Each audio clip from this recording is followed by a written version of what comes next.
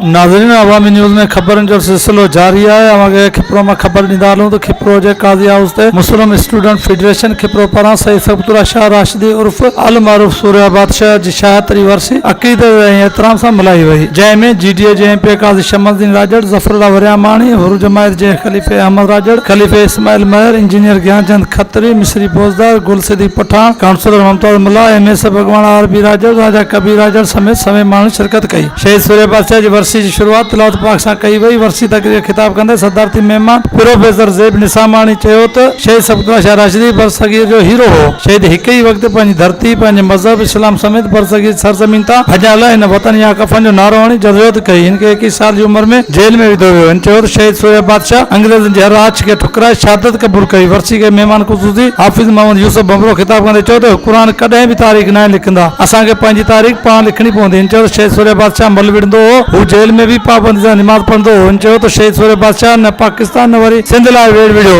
हिन वक़्तु बरसगीर जी आज़ादी लाइ आज़ादी या मौत जो नारो हणी अंग्रेज़ सां जंग जोटी। हिन चयो त क़ाइदे आज़म शहीद सूर्या बादशाह वकील हो, इन केस जी फी वरिती हुई ऐं फ़क़ीरनि खे बोरियूं भरे पैसा ॾिना हुआ। क़ाइदे आज़म हिन वक़्त जे वकीलनि जी केस खे डेग ॾियण बजाए केस जो बाइकाट करे हलियो वियो हो। हिन चयो त पाकिस्तान पोइ ठहियो। वर्सी के डिस्ट्रिक्ट काउंसलर मोहम्मद खान मंगरियो ख़िताब कंदे चयो त शहीद जे फ़िक्र ते अमल करियो, रुगो सुवाल न करियो। हिन चयो त हुर तहरीक में अंग्रेज़नि 40,000 हुर शहीद कया, 2 लख खां मथे हुननि खे लोढ़ानी कोटनि में कैद कयो वियो। हिन चयो त हुर तहरीक में औरतनि बि हिसो वरितो। वर्सी तक़रीब के मेज़बान MSF खिपरो सदर मोहम्मद शफ़ी राजड़ आयल महिमान जी हाज़िरी कंदे चयो त शहीद असांजा क़ौमी हीरो आहिनि, इन्हनि खे यादि करे हिन जो पैगाम अॼु जे नौजवान ते पहुचाइण असांजो फर्ज़ आहे। वर्सी के नामवर सुगढ़ ताजमहल हाले पोटो, अली मोहम्मद जुम्मन, ख़ानून हिंगोर जो, RB राजड़, अला बचा मंगरियो, प्रोफेसर लियाकत जो समेत बिन भी ख़िताब कयो।